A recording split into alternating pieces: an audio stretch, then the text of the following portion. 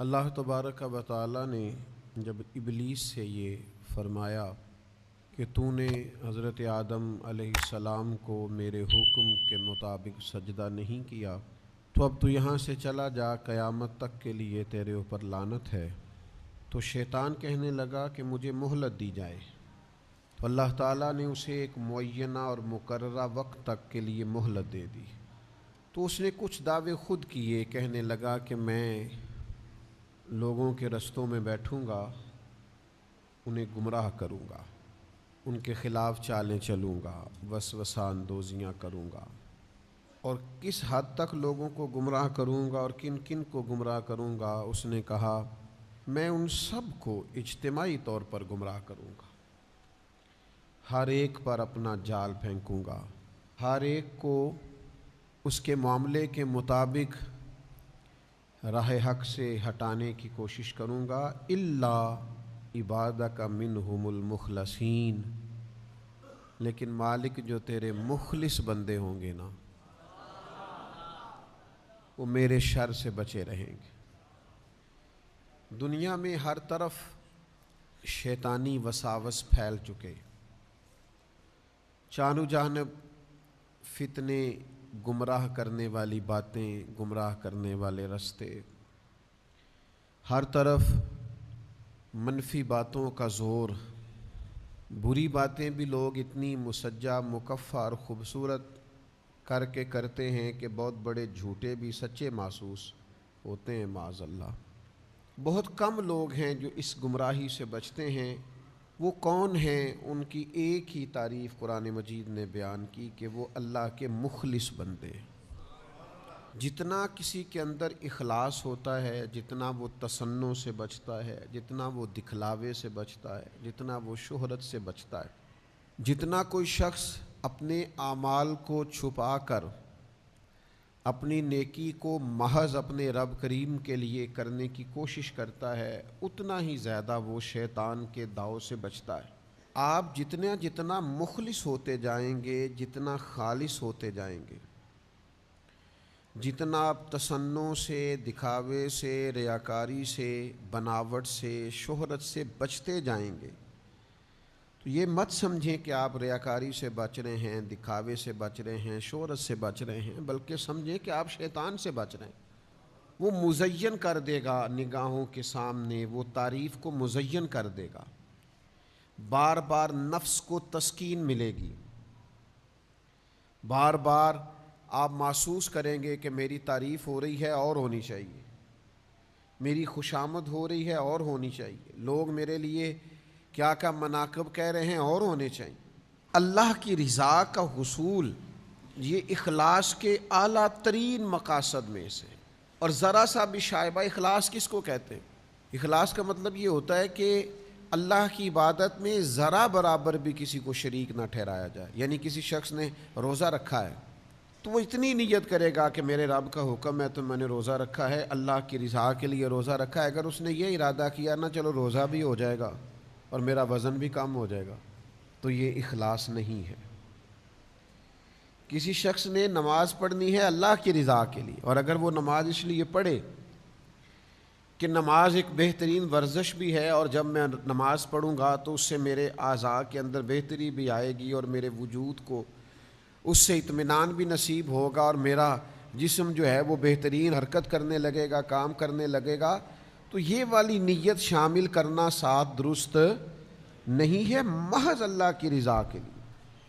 یعنی اس پر حدیث موجود ہے، ایک صحابی نے عرض کی یا رسول اللہ صلی اللہ تعالی علیہ وسلم، ایک شخص اس لیے جہاد کرتا ہے کہ وہ اسے اجر بھی ملے اور ساتھ اس کی شہرت بھی ہو جائے۔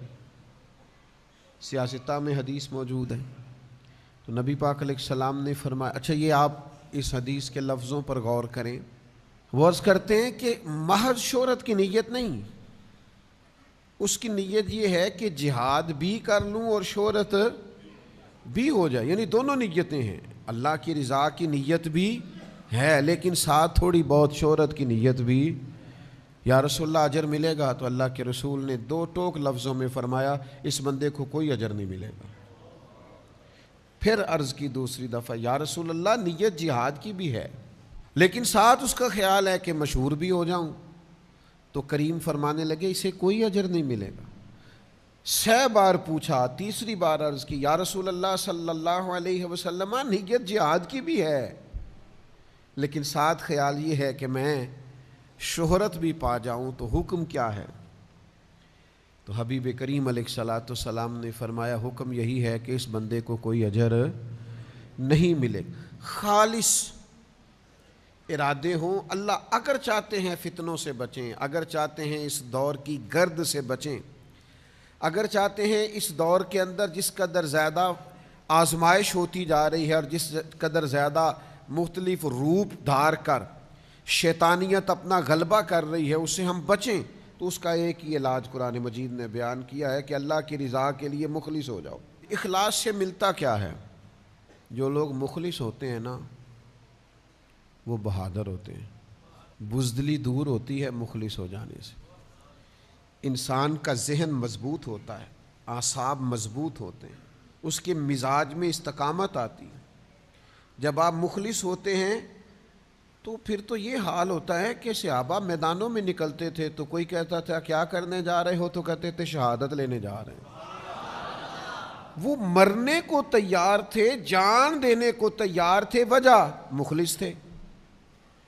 حضرت انس بن نضر رضی اللہ تعالیٰ عنہ میدان احد کے اندر جب ایک خبر پھیلا دی گئی معاذ اللہ کہ حضور کو شہید کر دیا گیا ہے، اور کچھ لوگ بہت پریشان ہوئے اور ادھر ادھر ہونے لگے، تو حضرت انس بن نضر آواز دیتے تھے اور فرماتے تھے ادھر آؤ نا واپس، تم کہاں جا رہے ہو؟ مجھے تو میدان احد سے جنت کی خوشبو آ رہی ہے۔ مخلص تھے تو دوڑتے تھے۔ بہادری پیدا ہوتی ہے انسان کے اندر سے، سستی اور کاہلی ختم ہوتی ہے اخلاص کی برکت سے۔ دوسری جو چیز اخلاص سے انسان کو ملتی ہے وہ یہ ہے کہ جو مخلص ہوتے ہیں نا ان کی اللہ مدد فرماتا ہے، انہیں تائید ایزوی حاصل ہوتی ہے، انہیں تائید باری تعالیٰ حاصل ہوتی ہے۔ جب آپ ریاکار ہیں، جب آپ تصنع کر رہے ہیں تو اس میں پھر ظاہر ہے آپ کی نیت ہی ریاکاری کی ہے، آپ لوگوں کو دکھاوے کے لیے کر رہے ہیں، تو آپ کیا توقع کرتے ہیں کہ اس میں اللہ کی مدد آئے گی؟ لیکن جب کوئی کام آپ کرتے ہی رب کے لیے ہیں، اور علیم بذات الصدور، رب جانتا ہے کہ میرے لیے لگا ہوا ہے، تو پھر اللہ مدد بھی بڑی فرماتا ہے۔ پھر اللہ تبارک و تعالی اسے تائید غیبی سے نوازتا ہے۔ پھر آپ کو محسوس ہوتا ہے کہ سارے رستے کھلتے جا رہے ہیں، آسانیاں ہوتی جا رہی ہیں، آسودگی ملتی جا رہی ہے، بہت ساری مشکل ترین وادیاں بھی آرام سے سر ہوتی جا رہی ہیں۔ اور پھر تیسری چیز جو اخلاص سے پیدا ہوتی ہے نا وہ یہ ہے کہ جو مخلص لوگ ہوتے ہیں نا ان کے اندر محنت کا جذبہ ہوتا ہے۔ آپ ایک کام کرتے ہیں اس میں اخلاص نہیں ہے تو آپ تھوڑا سا کریں گے، بھائی اتنا سا ٹھیک ہے، لوگوں کو پتہ چل گیا، میری حاضری لگ گئی، بس میں آ گیا، میری فوٹو چل گئی، بس کسی کو پتہ چل گیا لوگوں کو کہ میں آیا تھا، وہ بھئی حاضری لگوانا مقصود ہے، با لگ گئی۔ لیکن جب آپ مخلص ہوتے ہیں تو اب حاضریاں نہیں لگواتے، پھر آپ ڈیوٹیاں دیتے ہیں۔ جب آپ مخلص ہوتے ہیں تو پھر آپ صرف فوٹو میں نظر نہیں آتے، پھر صبح و شام تک اور شام سے صبح تک آپ کا رویہ یہ ہوتا ہے کہ کسی بھی طریقے سے میں بھلا کیا خدمات پیش کر سکتا ہوں، میں کس حد تک آگے بڑھ کے اپنے صلاحیتیں دین کے لیے وقف کر سکتا ہوں، پیش کر سکتا ہوں۔ پھر مقصود فقط یہ نہیں ہوتا۔ ایک دفعہ ایک جلوس نکلنا تھا کشمیر کے لیے، تو مذہبی سیاسی جماعتیں جمع تھیں، تو ان میں سے مجھے بھی ایک جگہ دعوت دے لی گئی، تو مجھے کہنے لگے کہ وہ ہم نے جلوس نکالنا ہے۔ تو میں نے کہا کیا مطلب جلوس نکالنا ہے؟ تو پھر اس میں نا ساتھ، ابھی وہ بہت پرانی بات ہے، ہم طالب علم تھے، تو اس میں یہ تھا کہ اخباری نمائندوں کو کسی طریقے سے بلائیں اور زیادہ سے زیادہ جمع کریں، رپورٹر۔ تو مجھے ایک بزرگ کی بات نہیں بھولتی، انہوں نے بڑی خاص بات کی، کہنے لگے اوہو میں تو جا رہا ہوں، میں سمجھا تھا تم اللہ کی رضا کے لیے جمع ہوئے ہو، لیکن جس قوم کا یہ حال ہو کہ وہ پہلے یہ دیکھے کہ کتنے کو نمائندے آئیں گے، کتنے کو خبر چلے گی، کہاں تک بات پہنچے گی، تو ان کا مشن تو کوئی نہ ہوا۔ تو جب آپ مخلص ہوتے ہیں پھر آپ محنت کرتے ہیں، پھر آپ کے اندر، میں آپ سے عرض کروں کہ جب ٹیچر ڈیوٹی کرتا ہے نا تو پھر اس نے 4-6 گھنٹے پورے کرنے ہوتے ہیں، اور جب اس کا دل کرتا ہے نا کہ میرے سامنے جو بیٹھا ہے یہ علم کے نور سے فیض یاب ہو، پھر وہ صلاحیتیں لگا دیتا ہے، پھر وہ مشقتیں کرتا ہے، پھر وہ اپنے سینے کو نچوڑ کے اس کے اندر جو علم کا نور ہوتا ہے وہ طالب علم میں منتقل کرنے کی کوشش کرتا ہے۔ وہ 1 منٹ کے لیے بھی غیر نصابی کوئی بات نہیں کرتا۔ مخلص جو ہوا وہ جد و جہد کرتا ہے، کوشش کرتا ہے، محنت کا جذبہ پیدا کرتا ہے، اخلاص۔ چوتھی بات، جو ریاکار ہوتے ہیں نا اپنی نظروں میں گر جاتے ہیں، اور جو مخلص ہوتے ہیں ان کی اپنی نظر میں بھی اپنی بڑی عزت ہوتی ہے۔ اپنے آپ سے وہ دھوکہ نہیں کرتے۔ پتہ نہیں میں نے کتنی بڑی بات کی ہے، اللہ کرے آپ کو سمجھ آئی ہو۔ او بھائی، بندہ خود مطمئن ہی نہ ہو تو وہ کوئی کام کیسے کرے گا؟ جب کوئی تصنع کرتا ہے، بناوٹ کرتا ہے، دکھلاوا کرتا ہے تو وہ اپنے آپ کو جواب بھی نہیں دے پاتا، وہ اپنے آپ سے دھوکہ کر رہا ہوتا ہے۔ وَمَا يَخْدَعُونَ إِلَّا أَنفُسَهُمْ، اپنے آپ کے ساتھ دغا کر رہا ہے، فریب کر رہا ہے، دھوکہ دے رہا ہے۔ اور جب انسان مخلص ہوتا ہے نا تو اسے اپنے آپ سے بھی پیار ہوتا ہے، اسے محسوس ہوتا ہے میرا وجود کوئی بیکار وجود نہیں، میری زندگی کوئی بیکار زندگی نہیں، یہ زندگی تو میں نے کسی کے نام کر دی ہے، یہ تو میں نے زندگی کسی کے لڑ لگا دی ہے۔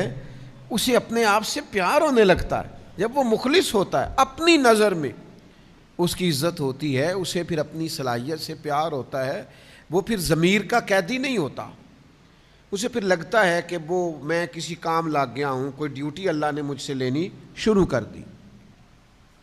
5ویں بات، ریاکاری جھوٹ ہے، اخلاص سچ ہے۔ ریاکاری ناانصافی ہے، اخلاص انصاف ہے۔ ریاکاری چٹیل اور گمراہ کرنے والا رستہ ہے، اور اخلاص اعتدال کا رستہ ہے۔ وہ ایک خوبصورت راہ ہے، جس راہ پر انسان چلتا ہے تو رستہ بظاہر ٹوٹا پھوٹا بھی ہو لیکن اسے تھکاوٹ محسوس نہیں ہوتی، وہ چلتا چلا جاتا ہے۔ اخلاص نعمت ہے، سعادت ہے، عدل ہے، برکت ہے، ٹھنڈک ہے، نور ہے۔ رب رسول کی مدد کا نام اخلاص ہے۔ اور پھر 6ٹھی بات، ریاکاری نا بے چینی بڑی پیدا کرتی ہے۔ جن کو تعریف کرانے کا شوق ہوتا ہے، میں نے دیکھا ہے وہ بیچارے منتیں کر رہے ہوتے ہیں کوئی تھوڑی تعریف ہو جائے نا میری۔ جن کو تعریفیں کرانے کا، خوش آمدیں سننے کا شوق ہو جاتا ہے نا، وہ بیچارے ہر وقت اپنے منہ سے کہتے رہتے ہیں شکر ہے جی اللہ کا، بڑا اللہ کا فضل ہے، کبھی جھوٹ نہیں بولا، بڑا شکر ہے جی فلانی ڈیوٹی بھی میں نے کی، فلانی مسجد بھی میں نے بنائی، فلائی کام میں میں شامل رہا، فلاں کو مشکل آ گئی تھی، میں بے چین ہی بڑا ہے، بتاتا پھرتا ہے، سناتا پھرتا ہے۔ ریاکاری بے چینی ہے، کوئی تعریف نہ کرے، خود کرتے ہیں۔ اللہ قرآن مجید میں فرماتے ہیں کچھ لوگ ایسے ہیں جو کام نہیں کیا ہوتا اس پر بھی اپنی تعریف چاہتے ہیں، ان کا خیال ہوتا ہے کہ یہ کیا نہیں پر ہماری تعریف ہو جائے۔ ریاکاری بے چینی ہے اور اخلاص سکون ہے۔ بے قراری والے کرتے ہیں نیکی کر فیس بک پہ ڈال، اور اخلاص والے کہتے ہیں نیکی کر دی اب چپ کر جاؤ، اجر تو اللہ دے گا، قیامت میں تو پتہ چل جائے گا رب کتنی مہربانی فرماتا۔ پھر ریاکاری سے نا بے صبری پیدا ہوتی ہے۔ آپ جب تصنع کرتے ہیں، دکھاوا کرتے ہیں، لوگوں کو دکھانے کے لیے عمل کرتے ہیں تو آپ کا خیال ہوتا ہے کہ جلدی نتیجہ نکلے، فٹافٹ پتہ چل جائے کہ بھلا لوگوں کی رائے کیا ہے۔ اور اخلاص صبر پیدا کرتا ہے، سکون پیدا کرتا ہے۔ یہاں اجر نہ بھی ملے تو پتہ ہوتا ہے صبح قیامت اللہ ضرور اجر عطا فرمائے گا، ورنہ تو لوگوں کا خیال ہوتا ہے کہ کوئی مجھے نہ کوئی اس پہ جلدی سے کوئی چیز ملے۔ سیدہ طیبہ طاہرہ حضرت عائشہ صدیقہ، حضرت عثمان غنی رضی اللہ تعالیٰ عنہ کا زمانہ مبارکہ آیا نا تو حضرت عثمان غنی نے سیدہ عائشہ صدیقہ رضی اللہ تعالیٰ عنہ کو ایک کنیز رکھ کے دی تھی گھر کے کام کاج کرنے کے لیے، کاماں جی یہ آپ کی خدمت کریں گی۔ تو سیدہ عائشہ نے 2-4 دفعہ کہا کہ مجھے ضرورت نہیں ہے، تھوڑے سے کام ہوتے ہیں گھر کے، میں خود کر لیتی ہوں. کہا نہیں، یہ آپ کو کر دے گی. تو وہ کنیز کہتی ہے میں نے عجیب نظارہ دیکھا کہ سیدہ عائشہ کھانا پکانے کھڑی ہوتی نا تو ایک روٹی میری بھی پکا دیتی. وہ کوئی دودھ گرم کرنے کے لیے کھڑے ہوتی تو ایک پیالی مجھے بھی گرم کر دیتی. میں ان سے کہتی کہ میں قربان جاؤں، آپ کی خدمت کے لیے آئی ہوں، آپ الٹا. مجھ سے کبھی کوئی کام انہوں نے نہیں لیا. ہاں جب کوئی دروازے پر کچھ مانگنے آتا نا تو سیدہ عائشہ صدیقہ مجھ سے فرماتی کہ جاؤ اسے یہ کچھ دے آؤ، کھجوریں دے آؤ، سرکہ دے آؤ، پیسے دے آؤ. تو میں ان کی خدمت میں عرض کرتی کہ اماں جی یہ کام تو لوگ پہنچ کے کرتے ہیں بانٹنے والا، تو آپ باقی کے جو گھر کے اندر کے 4 دیواری کے کام ہیں وہ مجھے کرنے نہیں دیتی ہیں، اور یہ جو باہر کا کام ہے یہ آپ مجھ سے فرماتی ہیں تو دے آؤ. تو وجہ تو حضرت عائشہ صدیقہ رضی اللہ تعالیٰ عنہ فرماتی ہیں کہ جب بندہ کسی کو کچھ دیتا ہے تو وہ شکریہ بھی تو ادا کرتا ہے نا. تو میں چاہتی ہوں وہ شکریہ بھی تیرا ہی ادا کر جائے.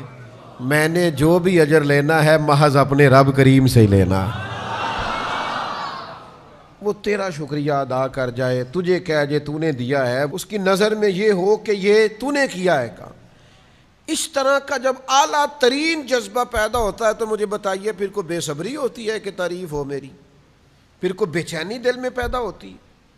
آپ اطمینان قلبی اور سکون محسوس کرتے ہیں جب آپ کا اس طرح کا رویہ ہوتا ہے.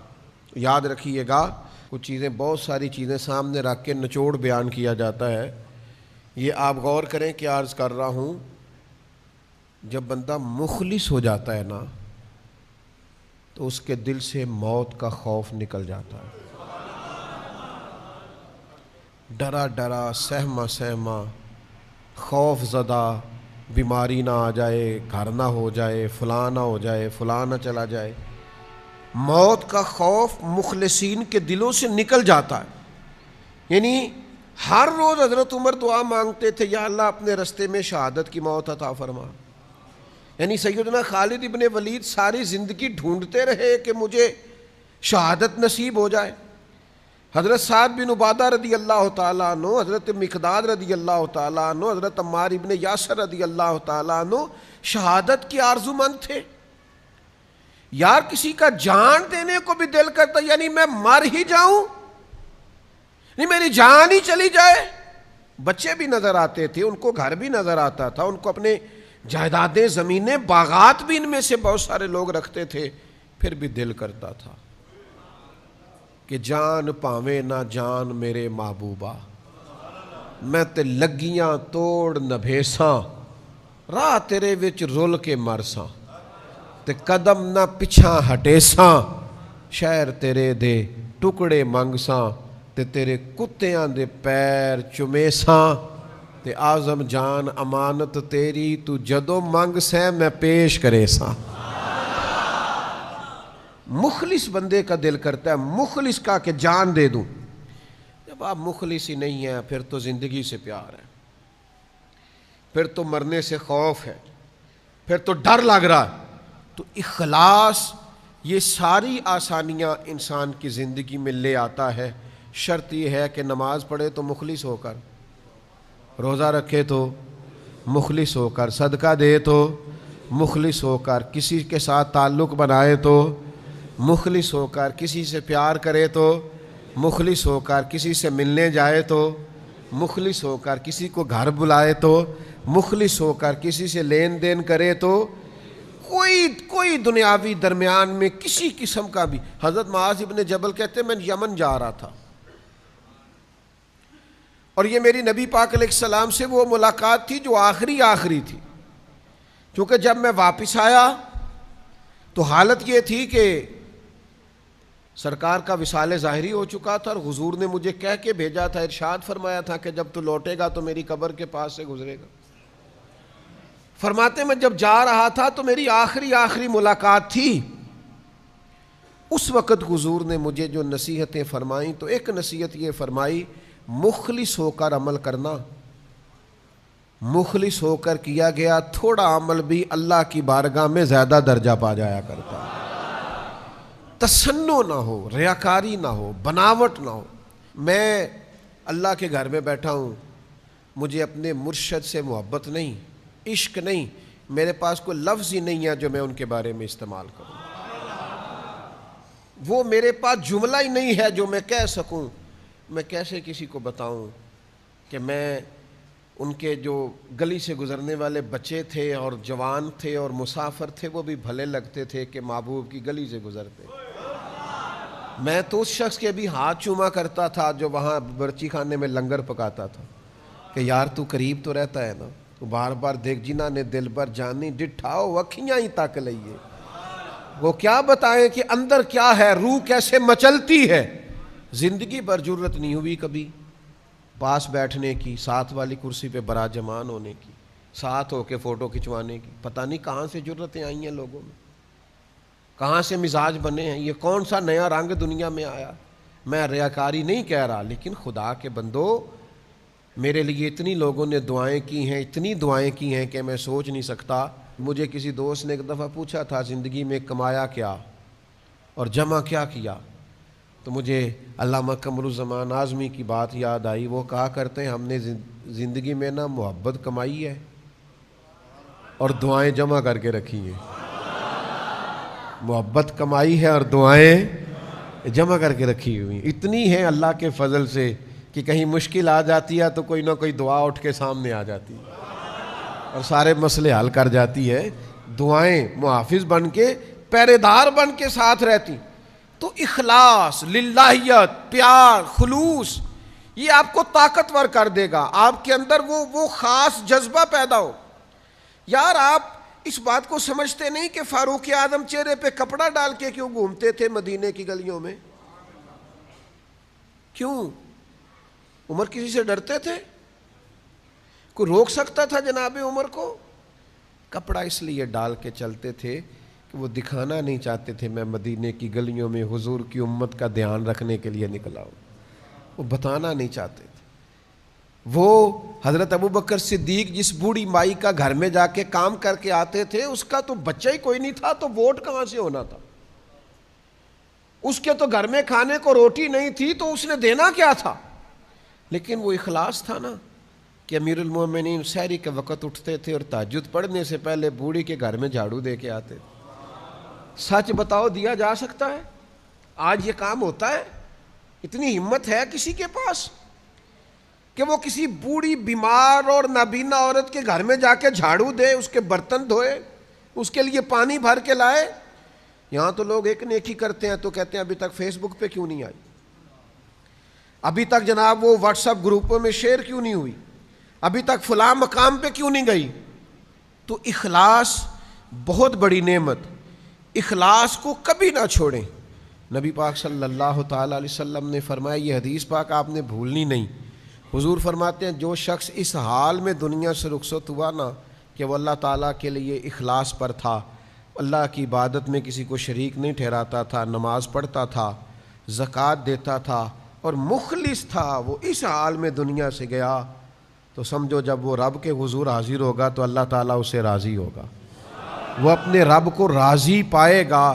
تو یاد رکھنا بالخصوص ان لوگوں سے جو کوئی دینی، کوئی فلاحی، کوئی ملت کا کوئی بھی کام کرتے ہیں، اس میں اگر ذرہ برابر بھی کوئی دنیاوی لالچ آ جائے گا تو آپ کے اندر جو خدائی مدد ہے وہ روٹ جائے گی. تو پھر آپ مقابلہ نہیں کر سکتے، پھر کام کو دوام نہیں ہوگا، پھر آپ آگے نہیں بڑھیں گے. اپنے آپ کو خود سے سنبھالنا پڑتا ہے، نیت کو بار بار وضو کرانا پڑتا ہے، اپنے ارادوں کو تازہ کرنا پڑتا ہے. بار بار یہ شیطان دھوکہ دے گا، بار بار نفس وسوسے ڈالے گا، بار بار اپنے آپ کو اخلاص کی بھٹی میں لائیں، بار بار اللہ کی رضا کی طرف سفر کریں. آج 2 رکعت نماز نفل پڑھیں اور اللہ کے حضور عرض کریں کہ مالک اگر پیچھے کوئی دکھاوا ہو گیا تو معاف کر دے، اور آئندہ کے لیے اخلاص کی دولت، اخلاص کی نعمت، اخلاص نصیب فرما. آپ مخلص ہونا تو مدد ایزوی آپ کے ساتھ ہوتی ہے. آپ ایک بزرگ تھے، بہت بڑا ادارہ بنایا اور جلدی بنایا اور بہت بڑی تعداد تھی جس کو وہ سنبھالتے تھے. تو میں نے ان سے ایک دفعہ کہا کہ حضرت کو نسخہ ہی بتائیں یہ کام کیسے ہوتا ہے، تو رو پڑے. تو پنجابی میں کہنے لگے میرے کو قسم چکا لیا مینوں آپ بھی نہیں پتا، میرے کو حلف لے لیا مینوں نہیں پتا، بس ایک بات ضرور ہے کہ کوشش کرتا ہوں کوئی تصنع نہ آئے، کوئی ریاکاری نہ آئے، کوئی دکھاوا نہ آئے، باقی قسم چکا لیا پتا جے بندہ مخلص ہوئے تو رب پتہ ہی نہیں لگن دیندا۔ لیکن یہ اخلاص جو ہے نا، بات تو میری مکمل ہو گئی تھی، ایک شعر یاد آ گیا ہے۔ وہ ایک درویش نے لکھا تھا کہ اس سال میرے گاؤں کے میلے کی بھیڑ میں جو گم ہوا وہ ایک بھکارن کا لال تھا، ایک منگن والی دا پتر سی جیڑی بیچاری کسی دی مدد نال گزارا کر دی سی۔ وہ بھکارن کا لال میلے میں گم ہو گیا، کیوں کہ وہ میلے میں آوازیں دیتا تھا زور زور سے، ہے کوئی مخلص، مجھے ایک مخلص بندہ چاہیے، ایک مخلص بندے کا سوال ہے، ایک مخلص دوست کی ضرورت ہے، ایک مخلص ہمدرد کی ضرورت ہے۔ وہ پڑ جاتی ہے بھائی کبھی کبھی مخلص، ایک مخلص کی لوڑ پڑ جاتی، ایک ہو بس، ایک مخلص کی۔ جس دور میں بچے بھی باپ کی عزت اس لیے کرتے ہوں الا ماشاءاللہ کہ باپ امیر ہے کہ نہیں، اس دور میں الا ماشاءاللہ سارے نہیں لیکن اکثر جگہوں پہ ایسا ہوتا ہے کہ ابا امیر ہے تو اس کی عزت بھی زیادہ ہے، اور اگر کچھ کر نہیں سکا تو کہنے تسی ساڈے لئی کیتا کی ہے۔ او بھائی وہ بھکارن کا بچہ، غریبنی کا بچہ، شاعر کہتا وہ گلیوں میں شور ڈالتا تھا، ایک مخلص بندہ، ایک مخلص دوست، ایک مخلص سجن، بس زیادہ نہیں ایک مل جائے۔ اس کی تڑپ دیکھو، وہ کہتا ہے اس سال میرے گاؤں کے میلے کی بھیڑ میں جو گم ہوا وہ ایک بھکارن کا لال تھا۔